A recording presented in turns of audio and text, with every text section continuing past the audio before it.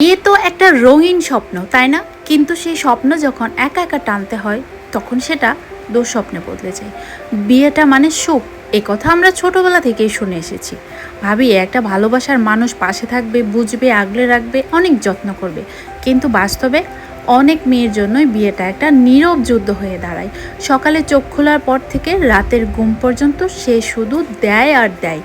রান্না, কাপড় ধোয়া, সন্তানের যত্ন, স্বামীর খেয়াল, নিজের কষ্ট, পাওয়া না পাওয়া অপমান সব কিছু চুপচাপ গিলে ফেলে।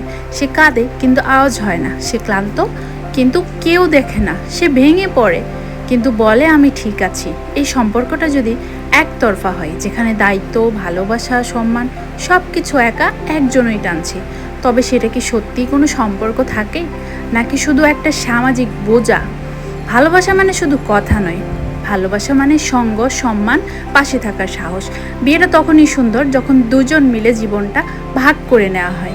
আমরা অনেকেই আছি এরকম সম্পর্ক দিনের পর দিন টেনে নিয়ে যাচ্ছি কিছু না বলে।